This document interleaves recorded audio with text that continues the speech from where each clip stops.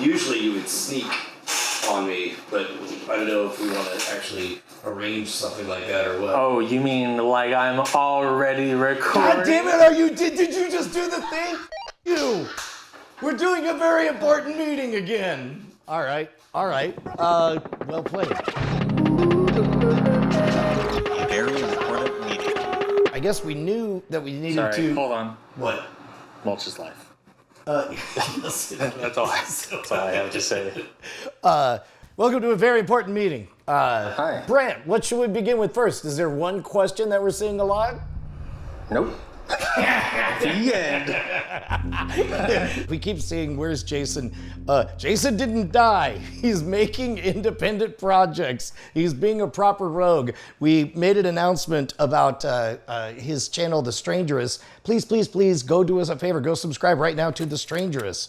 It's just at The Strangerous on YouTube, is that right? I believe so, yeah. Yeah, I also know that he's got some scripts and is working on movie stuff. Some people were like, why don't you do a big send-off for Jason? And it's like he and I are still actively pitching a Hollywood project that I'm not allowed to talk about.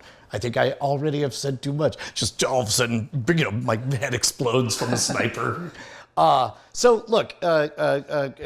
Also, he's mentioned that he's moving out of town. Yes, it does mean that we're going to get a bit experimental. We're taking the opportunity to try on a whole bunch of different co-hosts. If you're familiar with, we're going to do some episodes with him. Hopefully, you guys have already been enjoying Ryer. We'll see some more. I just realized I'm doing the one thing I shouldn't do, which is making specific promises. I'm just gonna censor all of those out, so it could be anybody. You know what? Actually, that's a great idea. What's another question? I think the other question people were wondering is why it took so long to say anything about it. I've obliquely referenced the fact that one of my kids has a touch of the Tourette's, and she is thriving and doing very, very well now, and it's just, I couldn't be more proud. But one of the things that I learned as a parent is that the times I was most ashamed of the way I was raising my child were the times when I reacted in state, in the moment, like, something happened, and while I was upset, I reacted. And I care too much about the modern rogue to do anything very quickly. I don't know if that was too oblique or too poetical or too self-aggrandizing. It's probably all of those. Or I don't know, keep going. Or it's just it breaks my heart when I see a lot of YouTube channels like steer into the skid of drama because it's so seductive and it's exciting and everything's happening, but ultimately it debases the art that you're making, and it's empty calories for the fan base. I like metaphors. The metaphor I think of is, look, man, we're not a trickle or a stream that's gonna hit a rock and pivot left, right, and then not know where it's going. It's like, I wanna be a glacier, and if a mountain is in the way, then we're gonna take our time, because we're adults here, and just destroy the mountain. That became a more catastrophic metaphor than I intended. But hopefully, in general, I think it's important to not overcorrect in state, because that's when things go really, really squirrely. And also having that extra time gives you the opportunity to consider other people's perspectives and to have develop a little bit more of a nuanced understanding of the situation. And to know the whole story, right? In theory, at least, by having multiple conversations. But man, this sounds like we're apologizing. We should be cheering for.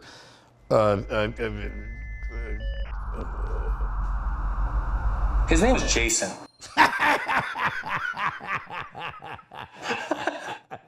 Okay, yeah, no, I got one. Did you know that some people don't like shorts? I myself am not much of a short man, personally. Well, and I don't blame you. I too wish shorts were better divided from long form content in a way that it didn't make a giant bucket. But what most people don't realize when you work for YouTube, you have a boss. Unfortunately, it is an insane robot overlord who refuses to tell you what it actually wants you to do and will instead, seemingly at random, reward certain behaviors and punish others. So one behavior that currently my insane robot overlord manager wants to do is, they're serious about shorts, guys. Like Modern Rogue has picked up 300,000 new subscribers just over the last year. So until my crazy robot overlord gives me new marching orders, shorts will be part of it. Hopefully, if you guys have seen the old episodes, you're having a good trip down memory lane. If you're frustrated by it, from what I understand, there is ways to curate around it, but I also think they're starting to get smarter about not just making it just a deluge.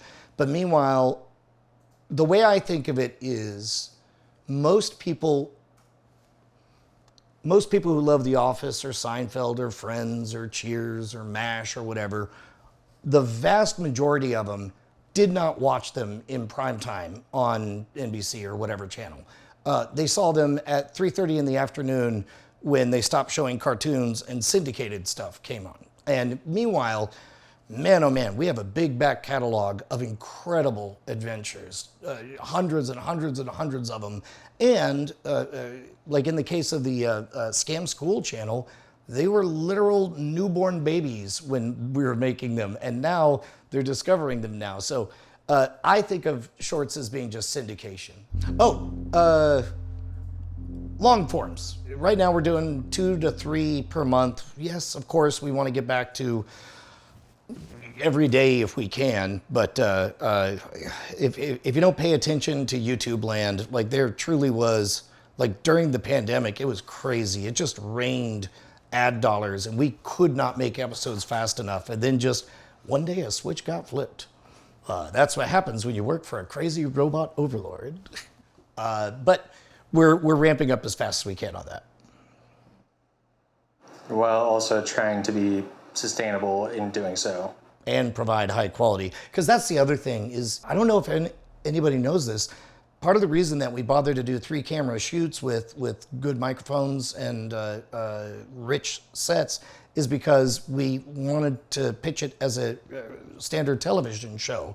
We wanted to prove that we could do something as good as hacking the system. And there was never a point that we wanted to make the episodes look and feel cheaper. And so as a result, it takes a lot to maintain the look and feel, thanks to the incredible talents of one Brandt Hughes, who, by the way, everybody should be following over at Emergent Beacon as well, which is, thanks. I guess, another aspect of that. It's like now you're doing 2 shows, and so that adjusts our output on that kind of stuff. Yeah, my time is split, so, I'm not able to just full bore, do nothing but Modern Rogue all the time. If anybody is interested, I tend to be very, very frank, earnest, and direct in the email list. Usually, we've fallen off of it. We have to get back to it, but we try to do a free giveaway of something cool every week at gimme.scamstuff.com, Gimme. .scamstuff.com, and eventually you'll get an email from me. You can unsubscribe if you don't want them, but it's really, really fun to have kind of a private forum where it's like, as a matter of fact, all of you, email me, brian@schwood.com. I'll at least see it.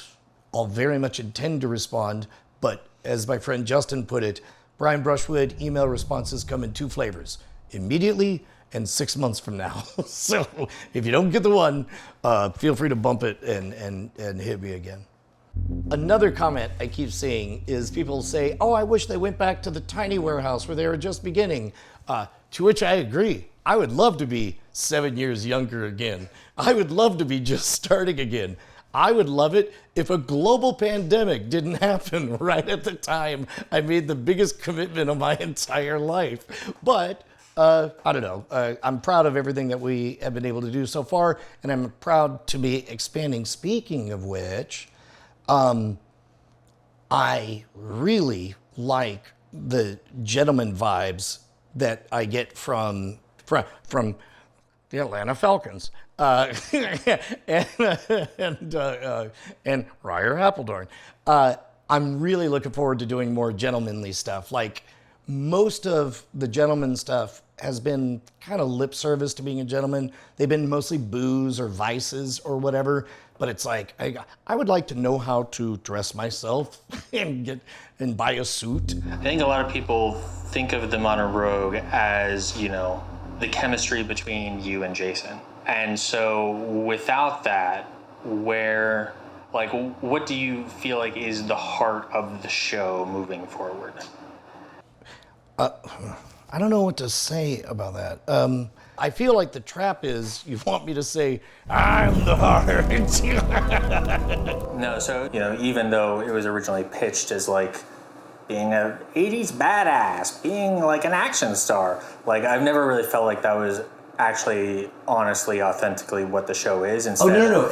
I feel like the show at its core is exploring the unknown and being willing to put yourself in situations where you're confronting your ignorance. And that is like such a big, important thing that it supersedes any one of us. Yeah, the way I think of it is a good story or a good slow motion lifetime tale is something that pretends to be one thing but is secretly something else. With Scam School, it was pretending like I was the coolest person at the bar. Secretly, it was always beginner lessons in magic, but I would never tell people that, and I went years without saying the M word, right? And our called shot from the very first episode of Mono Rogue is we're going to be Houdini, James Bond, and MacGyver all rolled into one based on the archetypes of the gentleman, warrior, and scoundrel. But secretly, it was the story of not just us in particular, but the story of all of us as we approach middle age, trying to learn all the things that our dads probably should have taught us when we were younger. I still don't know how to change the oil in my car, so look for that one coming up, right? But of course, you're not going to lead with that. And it's the same thing with, when we do the comedy podcast, we pretend like we're cackling like demons at the internet, but truthfully, we're very committed to supporting weirdos of all varieties. Same thing with World's Greatest Con. It pretends like, Brian knows everything and he's going to tell you about one con, the world's greatest con. Secretly, I'm doing hardcore history. Anyway, the heart of Mono Rogue was, and always has been the journey that all of us are on together. Oh, now I get to ask a question. What do people want more of? And by the way, time travel's not an option. We'd all like to go back to 2017. I agree. But I always love the suggestions, and I love having multiple opportunities to go back and get a deeper knowledge of things. Stuff like, I guess I will say this name out loud, but Sohan and I have been in touch and want to explore more of the tea culture and all that stuff. I'm really interested in where things are headed, and I think it's going to be really, really fun. Yeah, if you got good ideas, let us know. Yeah. Modern Rogue is supported in part by viewers like you at patreon.com/modernrogue. In the description, you can find all of our credits and additional ways to support the show.